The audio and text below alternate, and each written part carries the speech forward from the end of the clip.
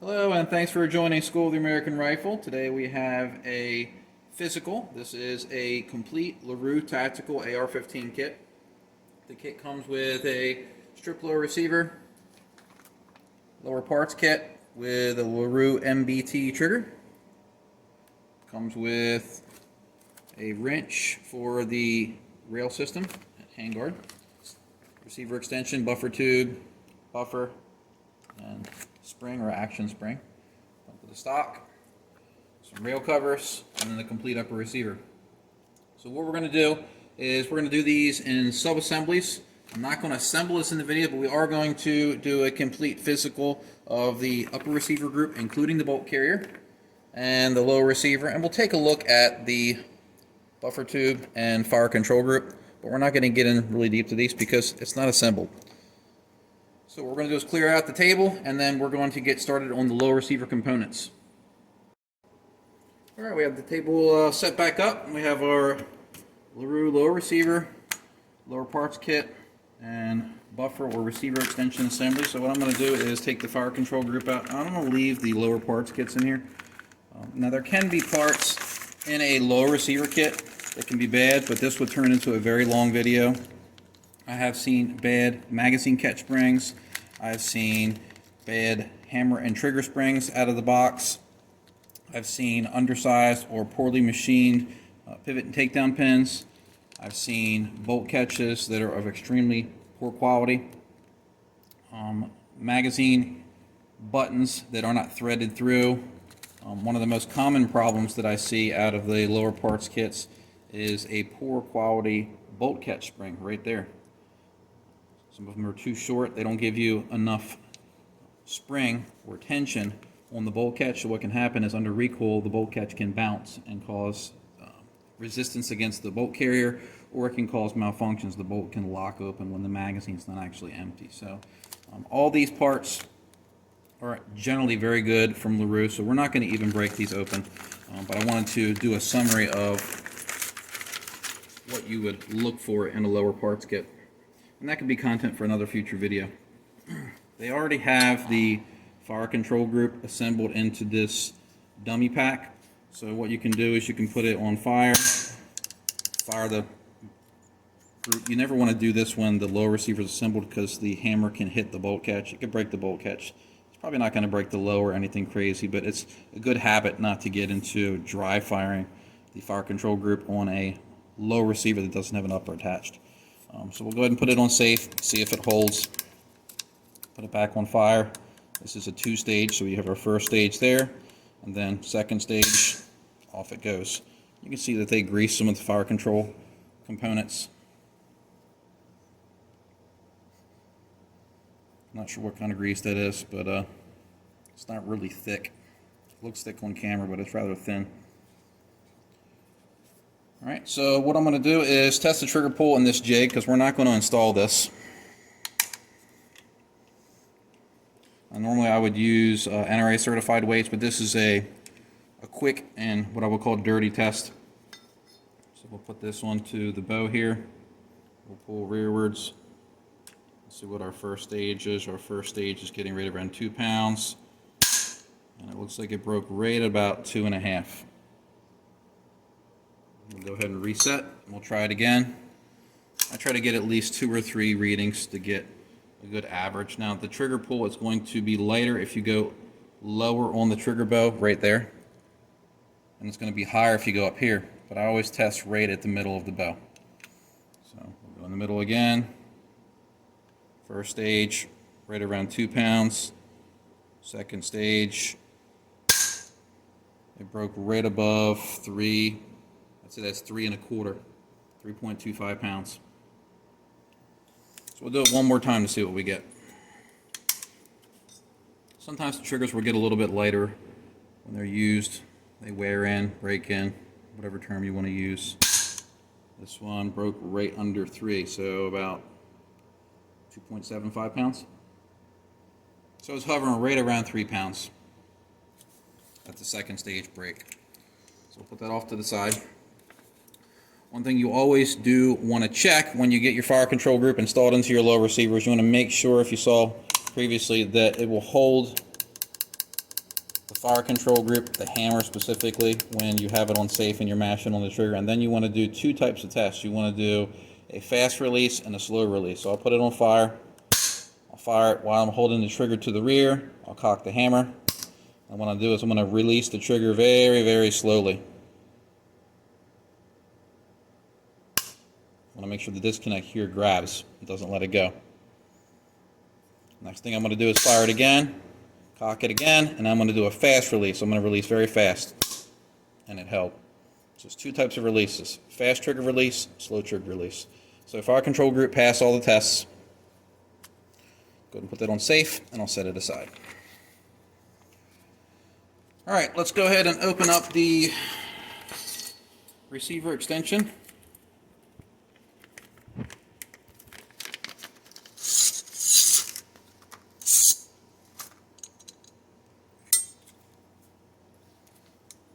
Scissors to the side. All right, first thing I'm going to do is take a look at the buffer.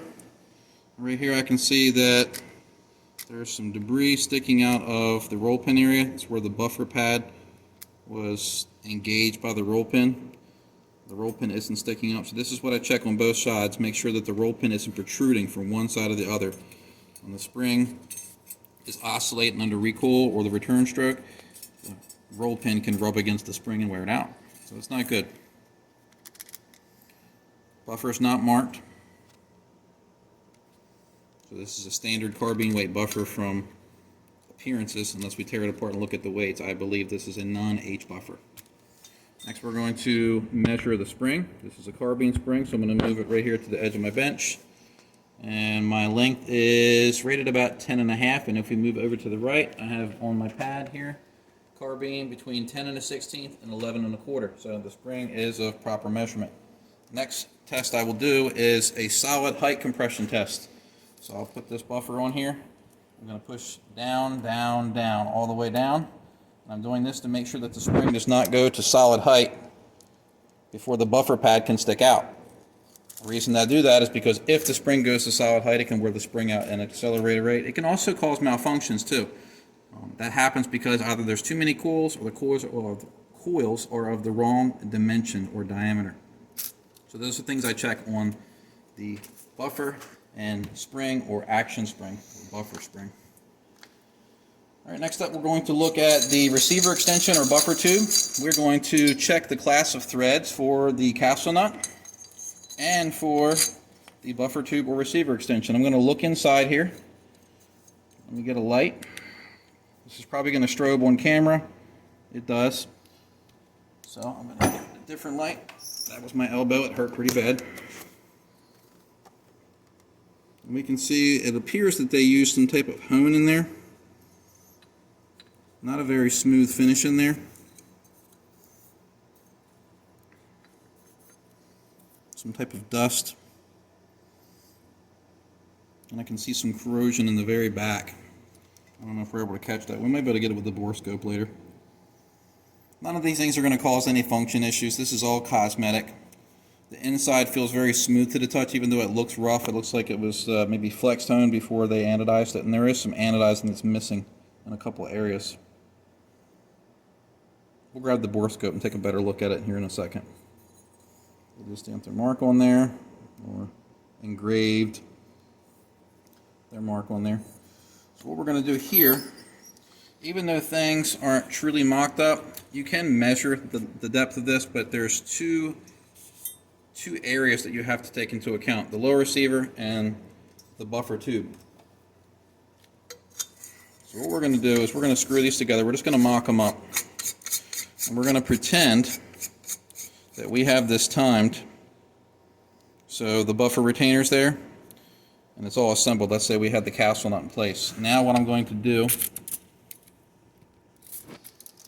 put the buffer assembly in here, and I'm going to check to make sure we don't have too much carrier travel. So what I'm measuring here is to see when it's all assembled, the bolt carrier should not come back and do that against the lower right there. So I'm going to put the spring in here, keep this timed, put this against here. Now generally you'd want to have everything assembled, but we're just doing this as a mock-up. We see we have a good gap here. I'm going to use the gap gauge. Normally we would use 2 US quarters, and we have plenty of space right there. So this passes the gap. If we have an insufficient gap here, what can happen is the buffer, when the rubber pad compresses here, it can actually cause the buffer to come back a little bit further. It can cause the gas key or carry key to hit the lower. So we pass there. And essentially what we're looking for is the depth of this tube. And like I said, you can measure that, but I like to do it as an assembly. All right. Set that out of the way, set that out of the way. Let's go ahead and do our thread class gauges. So we have 2 specific thread class gauges here. We have class 2 and class 3. All right. And then we also have the same thing for our thread plug gauges, class 2 and class 3. So let's go ahead and do the lower receiver. This is going to be the only female bore that we have to check, and we're going to use the thread plug gauge. So this is checking for class 3 threads, which is going to be the best fit. So we're going to go on the go side. The go dimensions for class 2 and class 3 for this particular area are the same. So go is the same for class 2 and class 3. The no-go is where the dimensions change. So it takes the class 2 and 3 go side. Let's see if the no-go for class 3 goes in here. This means that if it goes in here and threads in all the way, this is not class 3 threads, and it doesn't. So let's move over to the class 2 no-go gauge. And that also does not go. So what that means is this particular receiver, the threads here, are class 3, so best possible fit. Class 2 would be mil-spec or the TDP, which is a little bit more sloppy, and then class 1 would be terrible. We don't want to see that at all. But this is class 3 threads. That's good. All right, next up we're going to measure the castle nut. We're going to use the same gauges again. So we're going to check with the go side. It passes the go. Let's see if it takes the no-go. It does take the no-go for class 3. So that means right now this is class 2 or possibly worse. If this class 2 no-go goes on here, that means that it's class 1, and it does. So this is class 1 castle nut. Terrible quality. Also, the staking notches on this are very, very shallow. Not sufficient in my opinion. So this would be a no-go in my book. So class 1 fit. Not good at all. Now let's check the receiver extension. So let's check with our class 3 go gauge. Be very delicate using these. You have to make sure the temperature of these is right around 68 degrees. Same thing with the workpiece. Go side goes in. So this is checking for class 3 threads. No go side does go in. So this is not class 3. That means that it's class 2 or maybe worse. All right, let's check the go gauge. Class 2, go. It takes it. Hopefully the no-go does not go in here. And it does. So class 1 threads. Not something that I would want to use. This means that the threads here are slightly undersized, or the peaks of the threads are not quite pointed, and they do appear to be pointed, so it just means that these are undersized. So when you take these two components and put them together, what you'll normally get is a really poor quality fit between the threads, and you can see there's a lot of wiggle there. What can happen is if you have poor class fit between the receiver extension or buffer tube and the lower, or the castle nut and the receiver extension or buffer tube, what can happen is even if you stake, there can be excessive vibration that occurs when the gun's fired. Things can still work loose, even with staking. So the class of threads is very important if you're going to adopt the staking the castle nut philosophy, which is important. But without knowing the class threads or having a good feel for what class 1, 2, and 3 is, you could be setting yourself up for failure just because you torque this to proper spec, you lubricate it and stake it. It could still shoot loose. So I would not use either this buffer tube or receiver extension or this castle nut. This has to be at least class 2 or better to be considered mil spec, and the same thing for this. Both of these are class 1. So these we're going to set off to the side. They did fail. Alright, we have our end plate. We'll set that off to the side. We're done with our thread gauges. Move these out of the way.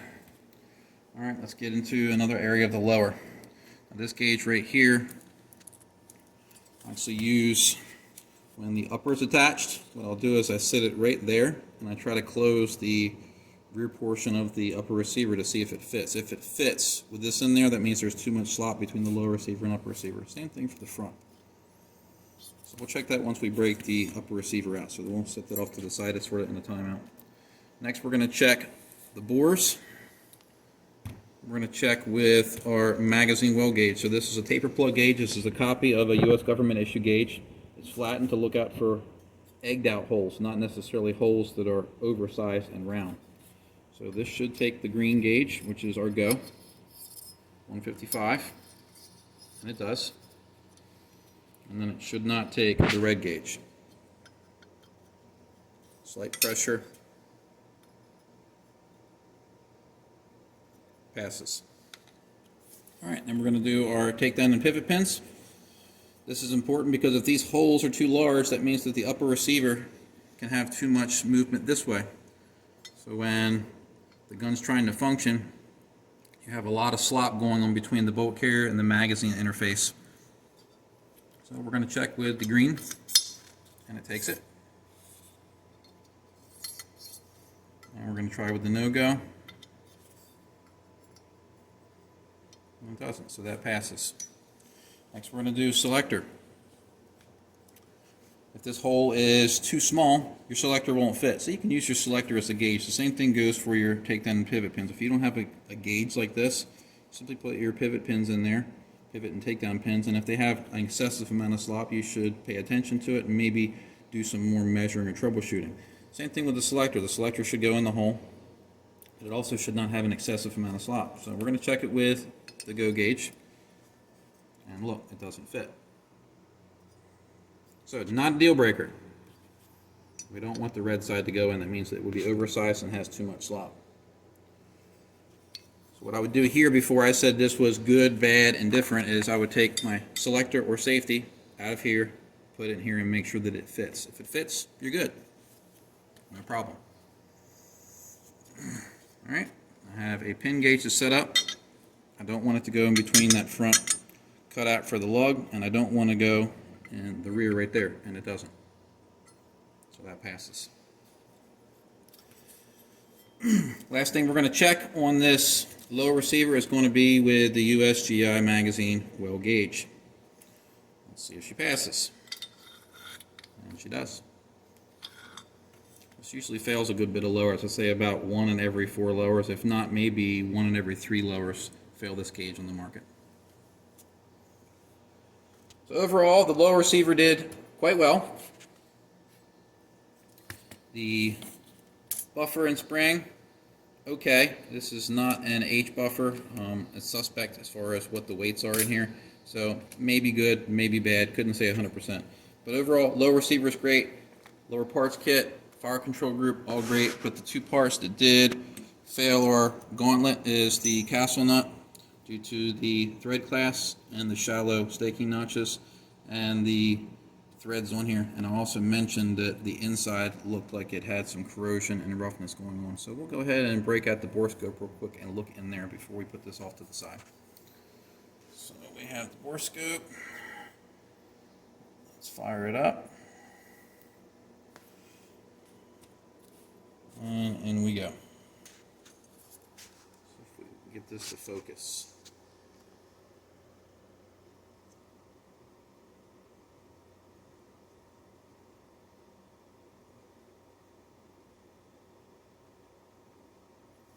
I'm going to change the adapter. This is the 90-degree adapter. I'm going to go straight in.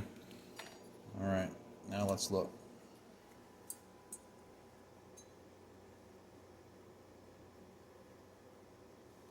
This is what I was seeing in there earlier.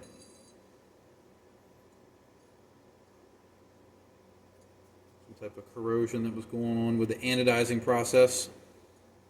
See, it's pitted pretty heavily there.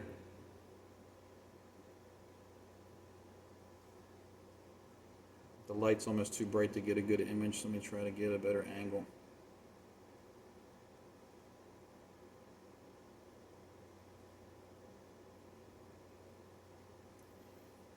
It doesn't want to focus because this is not really intended for a large bore like this, but probably see it pretty good there.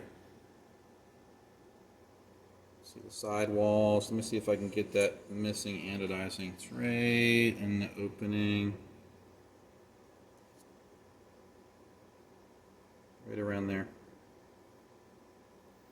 So again, not a severe deal breaker, but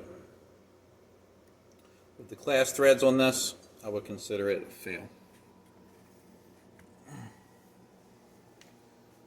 Alright, so we're going to go ahead and pull this off to the side and get our upper receiver group out on the table and get our gauges ready.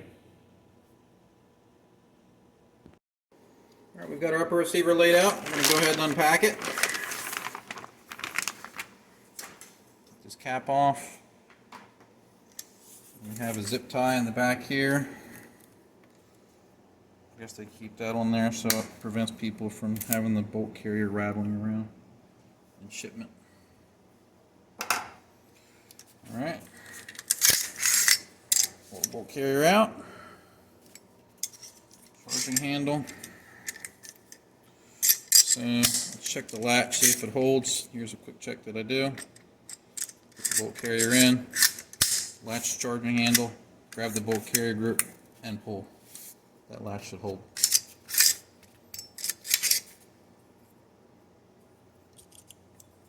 Charging handle's good. Alright, upper receiver. We're going to start checking a couple of things. Let's check the gas tube. So we're going to use the Mark Brown custom gas tube gauge. Check the flared portion or flange for the gas tube. That's good.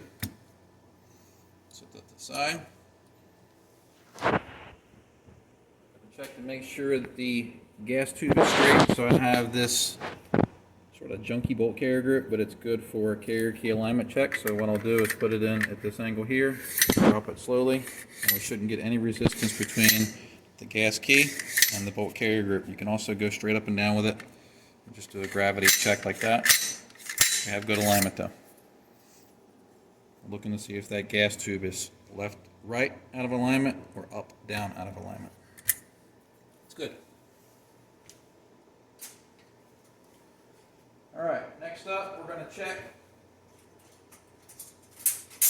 for barrel extension alignment. We're going to make sure that the barrel extension isn't clocked in the upper receiver. You can use a Midwest rod for this or the T-Unique LLC. Put this into the upper receiver. And the lugs, if they're misaligned, will grab here and won't allow the tool to seat. And it does seat properly, so the barrel extension isn't clocked. We're good.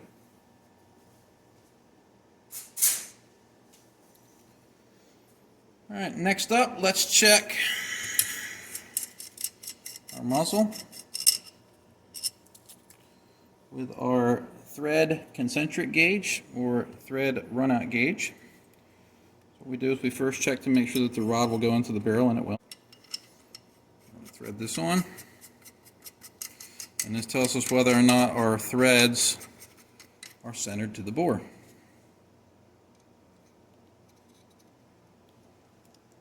And it doesn't go in, so the threads are slightly out. Loosen it up some, and watch, it goes in some. Left off here, we're checking the threads for concentricity or run out. What we had was we had a little bit of debris right here, kept things from squaring up. Now the threads are good. So always need to make sure things are clean and clear. So the threads pass the check. Set these off to the side. Put our thread protector and our crush washer back in place. Next, what we're going to do when we're checking out the lower receiver, we're going to make sure that there's not an excessive amount of play between the upper and lower. Let's see if we can get this feeler gauge to fit in there. No, we can't. And we're going to try it again in the back. So we'll put this in place here. And I cannot get the upper receiver to close with it in place, so that passes. Alright, set the lower receiver off to the side because we're done with that. Alright, next up we're going to start doing some more barrel inspection stuff. So what we're going to have to do is get this handguard off because I want to measure the gas port size. So what we need to do, find the appropriate wrench. What we're going to do is we're going to pause the video while I loosen these because this will take me a good 5 minutes just to loosen these. And we'll come right back as soon as I have them completely loosened. Alright, so we remove the torque screws out of here. We remove the rail system.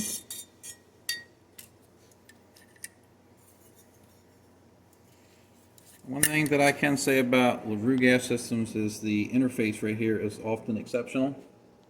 One thing that I will normally check when I'm gauging or doing an assembly or teaching a class is I will check the bore diameter of the gas block and I will measure the diameter of the gas tube to make sure that there is not a bunch of slop here that allows gas to bleed with this interface. So very important. You don't have to worry about that with LaRue because they fit exceptionally well right there.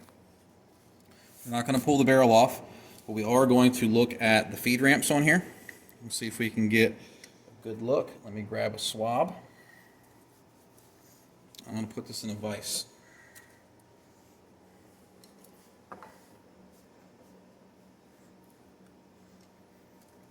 Light source over here, and what I'm going to do is check to make sure that there is no hang-ups on the ramps. These have M4 ramps cut into the upper, and there's no hang-up. They did do a slight polish to them, so they look good. Not as shiny as the ones that I do, but not bad for factory work. Nothing wrong with those ramps at all. So the M4 ramps pass. Alright, what we're going to do next is we're going to loosen these screws here to see if, number one, they're even tight. See if there's any thread locker on them. And to see if they dimpled the barrel. Now, my experience with LaRue barrels is they are dimpled and they're triple dimpled, so we're going to find out here. Before we do that, though, we should probably check to see if the gas system is aligned before we loosen anything. So let's put this into the vise. And let's get the bore scope. Let's take a look and see if we have any alignment issues with the gas system. We're going to go to here. Really happy to have my Hawkeye back. I broke it in one of my classes several weeks ago, and Hawkeye fixed this up. I dropped it and shattered the thing.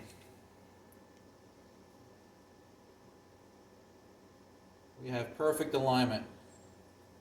You can see the peak of the gas tube right there, perfectly centered to the gas port, and it looks like they deburred around the edges of the gas port as well, so we don't have any sharp areas where they drilled out the gas port. So it looks rather well. So while we're in the barrel, we might as well just go ahead and look at it with the bore scope and see what we get. So we're going to start at the crown right here.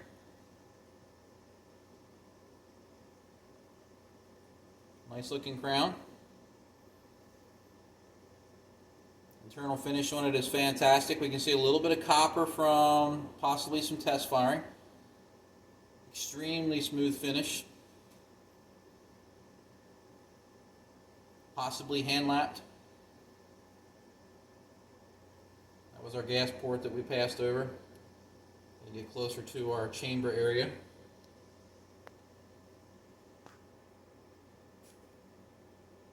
Looks great.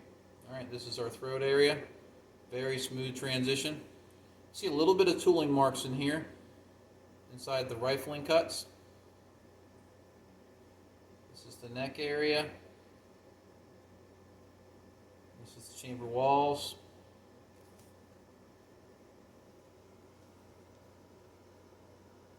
A little bit of honing and machining marks, but overall, really smooth. These are our barrel extension teeth. Alright, barrel looks great inside. So let's loosen this gas system and see what we have. That's tight.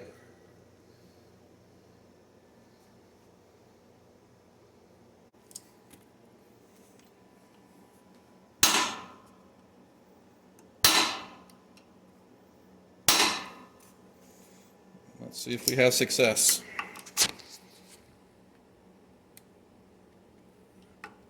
Nope.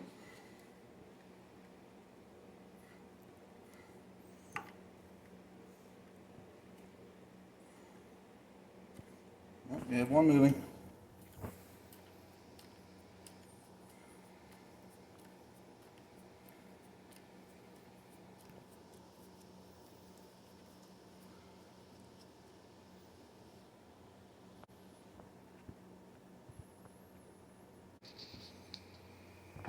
Alright, so I'll take this out of here. Our little shock fest there really wasn't necessary.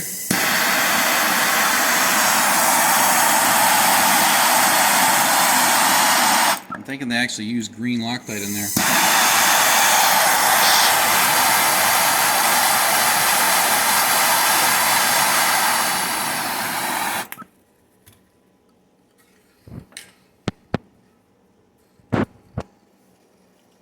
Yep, it was Loctite.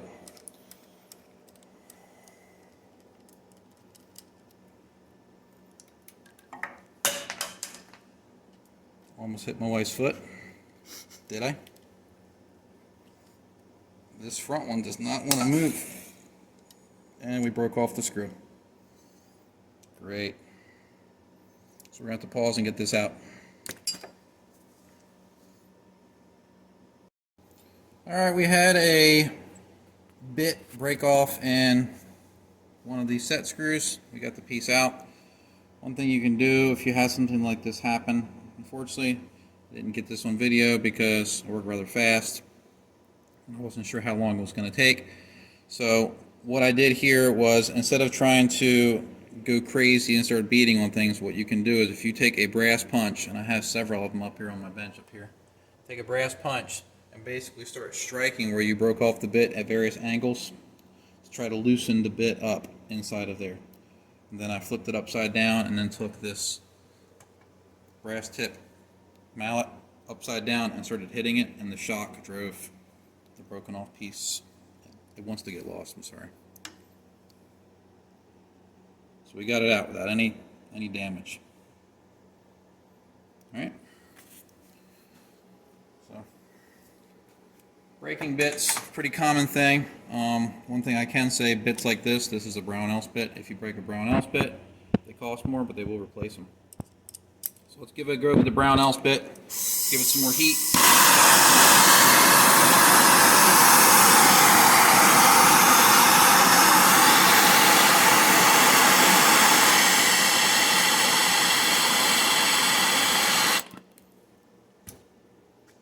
Almost melted my pad.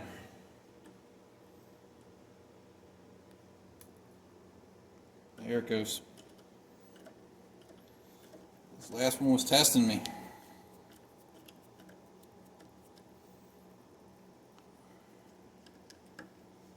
LaRue does not want you to take those out. And I can understand why. There are some people that take apart gas systems that have no idea what they're doing. And cause alignment problems, and that's too hot to work with right now. Dust cover works well. Forward assist. Ratchet comes out, we're good there. While that's still hot, I'm going to grab my pivot pin gauges. I'm going to check those on the upper receiver. Green side goes in. Red side shouldn't, and it doesn't. The back side, sometimes the red goes in because if you look closely, the holes are egged out in most upper receivers. And that's to accommodate different dimensions in low receivers. So we'll put the green side in, and let's see if it takes the red. If it does, it's not a big fail, and it doesn't. They are egged out. Some people are like, wow, I put my pin gauge in there, I put my other piece in there, and look how much slop there is. That's normal.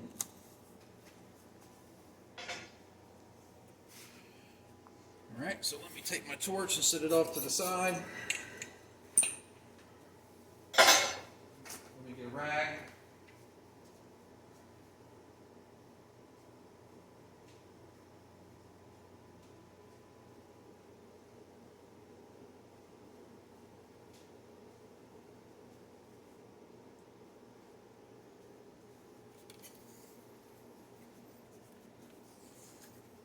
And the gas block doesn't want to come off.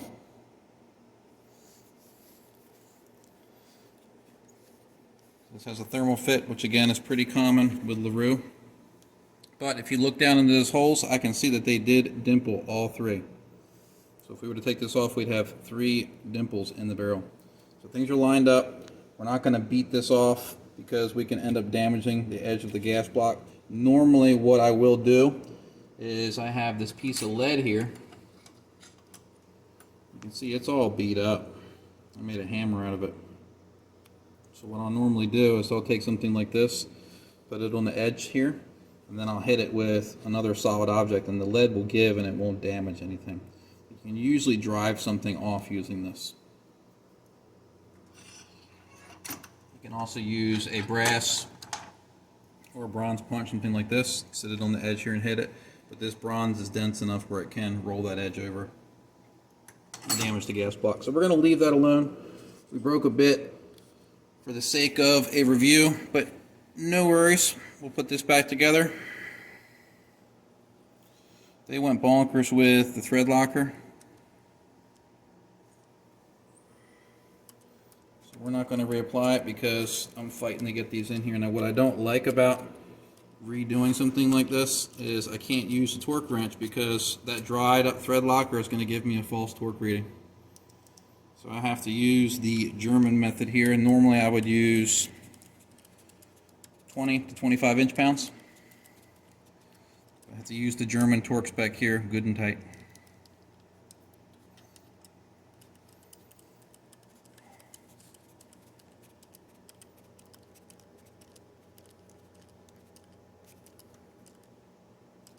That's seated, and that's seated. Very good.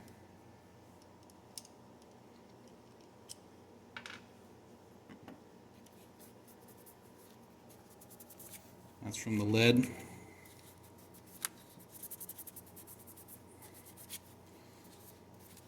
that off with a pencil eraser. And it figures when I need one, I don't have one. I do have some at my benches. Let me grab one real quick.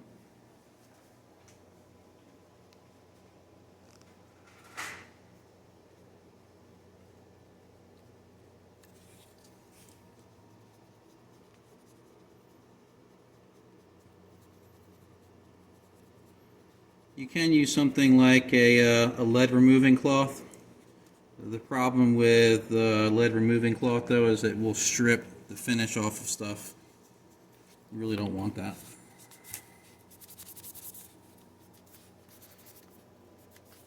I'll keep working on this. Tonight I'm dropping everything.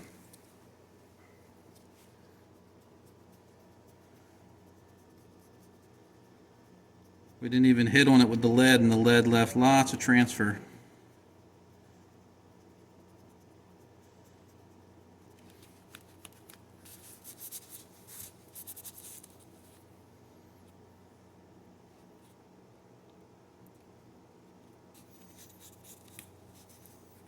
We'll have a couple marks there. Keep on working on it. Mark a professional is to make it look better than it did when it was put in your hands. So I'm not going to leave any punch marks, any scratches, any vice marks, nothing like that.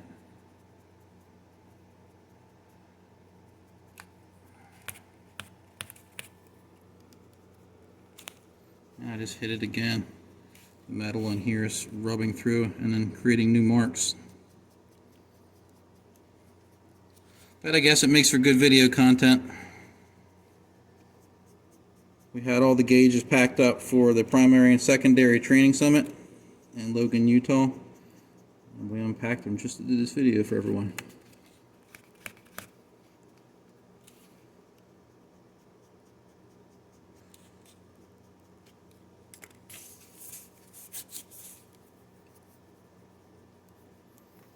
It's all gone.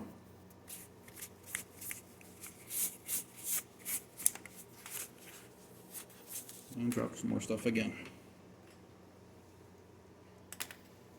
All right. So our gas system's back in place. Checked our gas tube for alignment. Our threads are good.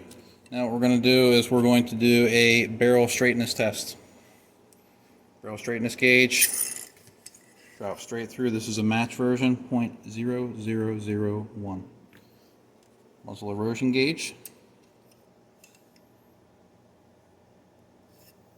We are to a 4.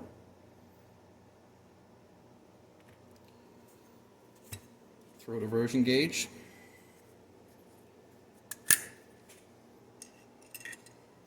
Let's see how many lines we can count.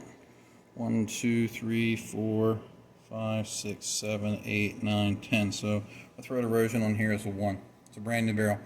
Every barrel will measure a little bit differently, so it's important if you're going to even bother measuring for throat erosion, you'd measure what it is when it's brand new, get a baseline, and then go from there. All right. Going to use this Picatinny rail gauge and see if the Picatinny rails are within proper dimensions. Won't pass the minimum. Won't pass the center. And it does pass the maximum. So they're on the large side, but they still pass. Let's do the upper receiver as well. Passes the max. Center won't go. Minimum isn't going to go either. So Picatinny rails pass. Set that off to the side. All right, next up will be Headspace check. So let's go to our 223 go gauge. We'll drop that in. Get our bolt carrier grip that came with it. And it closes. 14646. This is our 556 go. It should close on this. And it does. Very good. And our field gauge, this should not close or allow the bolt to rotate. So push it in. We can see that the bolt carrier won't seat all the way. It's still sticking out a little bit right there. So Headspace is good on this. It won't close on the field gauge. Now, one thing that I have on the table we don't need to use. These are barrel extension gauges. These measure headspace without the bolt being used. Since we passed Headspace, we don't have to use these. I use these as a secondary measure to see if it is the bolt or the barrel that's a cause of a short or excessive headspace issue. So from here, let's see what we have as far as throat dimensions. We have 3 gauges here. We have, these are chamber dimension gauge or chamber dimension gauges or function gauges, what I refer to them as. These are made by Pacific Tool and Gauge. This is for 556, so this measures the body of the chamber and the throat length. So this is for 556, wild, and 223. You can see the differences in the throat lengths. All right, so let's see if it works with the 556. And it sticks a little bit, but it passes. This is probably closer to a wild chamber than a 556. Yep, wild. Nice and free. Watch. Push it up in there and just barely a little bit of tension pulls it out. Or if I take the 556, I'll put it back in there. This will stick. Watch. You can actually hear it a little bit. So, 223 wild chamber. The battery's getting low again, so we're probably going to lose the camera and have to charge it again, but we'll get back into it shortly. So, upper receiver, overall, everything passed. We thought we had thread issues. We can't get our gas system off, but that's a good sign. That means we have a very tight gas block to barrel fit and a very good gas tube to gas block fit. So very efficient. Everything lines up. Good to go on the upper receiver. No failures. We'll set that off to the side. Alright, we had another battery issue, but we're going to keep trucking along here. I did put the rail system back onto this upper receiver. The only thing that we could not check, and it's because we have a thermal fit for the gas block, is to see the size of the gas port. So that's going to be one of the unknowns about this physical. In my experience, depending on the type of LaRue barrel you have, they generally are a little bit on the more gassy side. Doesn't mean that they are over gas, but they're generally on the more gassy side unless you have one of the ones with the adjustable gas block. Some of those are in the 0.49 range. They're very small for the suppressed versions that have adjustable gas blocks. But the fixed gas blocks, generally a little bit more on the gassy side. That being said, upper receiver did great, except for the few problems that I had with it. We kept on moving along, got it back together, no scratches. Looks like it did, or better, from the factory. So we're going to set that off to the side. Now on to our last stage. We have our bolt carrier group. They don't have any markings on this. This appears to be nitride. I've been wrong in other videos before when I'm looking at stuff, so take that with a grain of salt when it comes to me making a visual observation about what type of finish it is, but this does appear to be nitride. The back of the carrier, very smooth, deburred very well.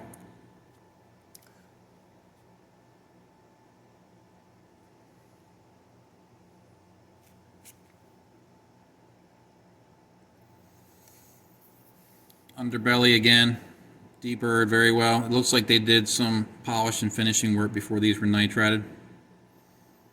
They have a little bit of a beveled or feathered edge to all the working surfaces. Overall, very smooth finish though. We'll see what it looks like on the inside of the bore scope.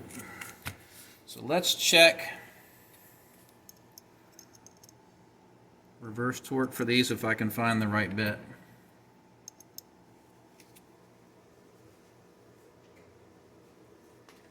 Set our wrench to 30 and over to the vise. Staking on this looks rather weak, but that is common for nitride. You can't really stake it really crazy because it'll end up breaking. Passes. The staking is not deep at all.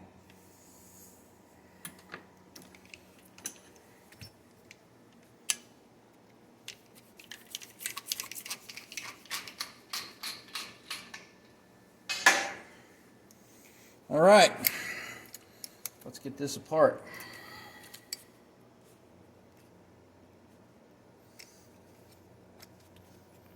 My wife's laughing at me because she thinks I'm going to break out some Steve 1989 comments. I can't keep doing that. That's Steve's material.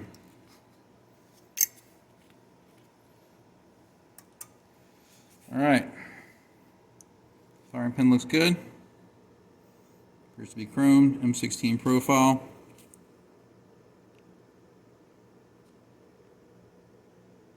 Tip looks good, uniform. Cam pin doesn't have any wear on it. Firing pin retaining pin did give me a little bit of resistance coming out. You can see that the legs are spread a little bit. All right, let's go ahead and start gauging the dimensions of the carrier. Doesn't take the no-go, takes the go. Let's do our 3-bore check. First green, second green. All right, so it has a good bolt shoulder support. Gas ring run. Takes the first green, second green. Takes the first yellow, so slightly inefficient. It doesn't go into the red though. Good. All right, let's check the bolt tail. First green gauge. Takes it. Second green gauge. Takes it. First yellow gauge. Does not go. So we have an efficient bolt tail seal without taking the bolt into account. But we have a more inefficient gas ring run. It's not a deal breaker though. Now we're going to check for carrier key alignment, and I forgot my receiver. Let me get it.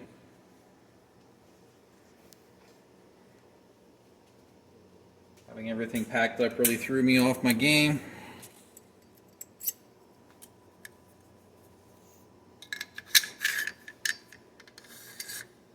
Okay, key alignment's good. Alright, let's measure the carrier length.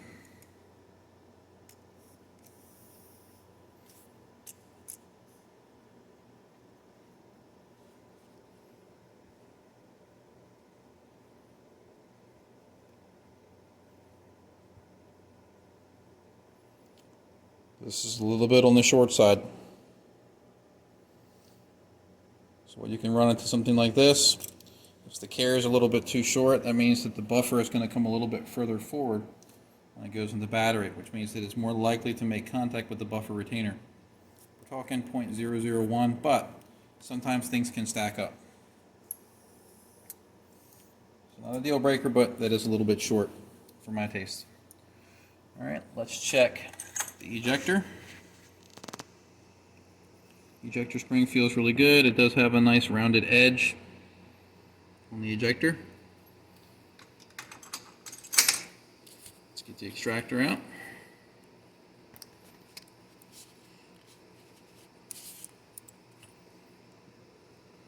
That looks to be a Spring-Co spring.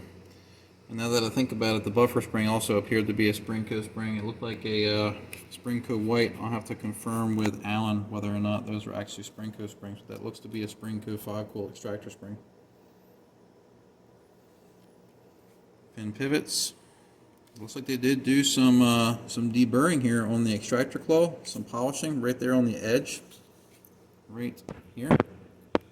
What that can do is when you polish this edge, it can make it easier for the casing to override the rim. Right there. Smoother the surface, the easier to override the rim. So, it's a little modification that I make when I'm working on guns too. Nice to see. Bolt face looks good. Overall, this looks to be phosphate, and it looks to be rather rough, but that's not any kind of indication on quality or lack thereof. Check the bolt tail. Pass this. Started on there, but it doesn't go in, so it doesn't count. Let's measure firing pin protrusion. Firing pin moves freely.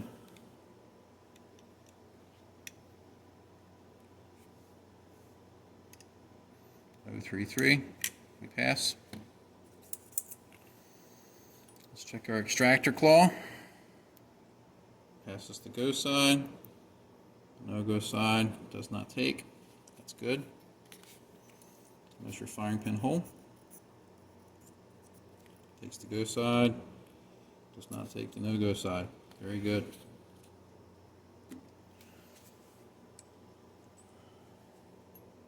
Cam pin fits that bolt extremely tight.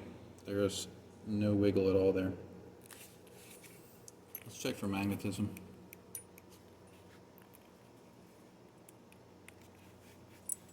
We're good. And I'll drop something else again. Yay. Bolt face. Takes the go gauge. Check for cam pin hole. No go. Won't even start. Field gauge. Won't even start. Passes. I don't have this on a stand, so I'm going to have to do this free-handed.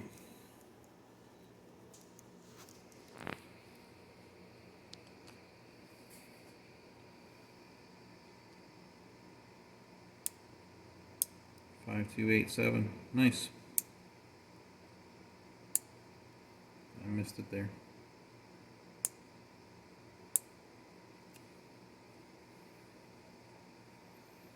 I'm inducing failure here, not using the stand. 52770.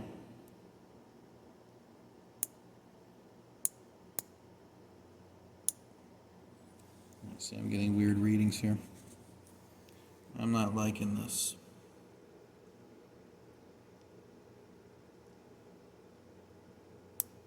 5273, 5278. Let's see how we're getting inconsistent readings. This is why I use the stand.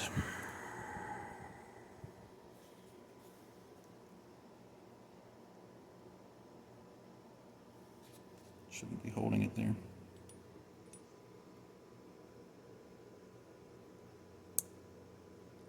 Five, 5274, 5272, 5273.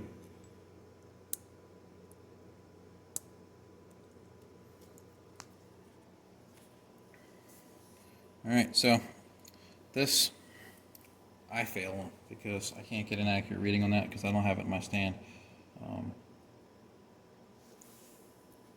Let's see what it feels like. Almost no slop. So it's a good fit. So I need to use my stand to get a better reading with that. And I have that packed away, so we can't use it in this video. Let's check for gas path. Good.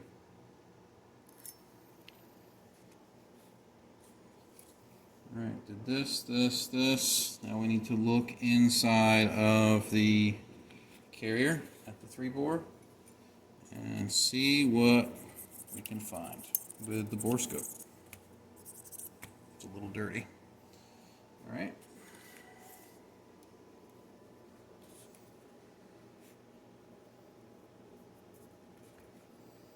In we go.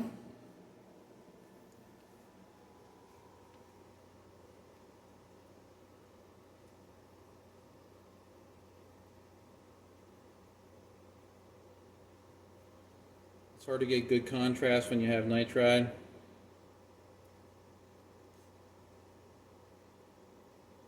Sometimes the darker finish just eats up all the light, or you get a lot of reflection on some of the shinier surfaces. Not a really smooth finish. It looks like it was maybe had some imperfections in the steel, or it was in the nitride bath a little long.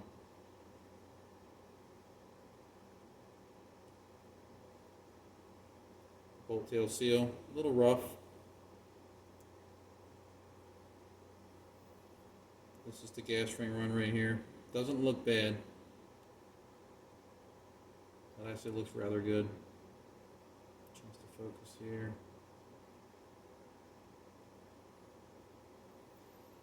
And then this is the bolt support shoulder area. This is the part that has like some of the deeper pitting, but again, this is not a functional issue. So overall inside that carrier looks good. I ran into some technical problems with my micrometers here. I couldn't get the gas block off, but overall this did rather well. The only thing that causes some caution, in my opinion, would be the castle nut and the receiver extension or buffer tube. The gas string run here is a little bit on the inefficient side. We don't know how gassy or the gas system is because we don't know the size of the gas port. We do know that the gas system is efficient because it has a very good gas block to barrel fit and a very good gas tube to gas block fit. The gas ring run is a little bit inefficient, but this efficient gas system should overcome that. It does have a rather light buffer in it too, but with the springs that are in it, it might just be fine.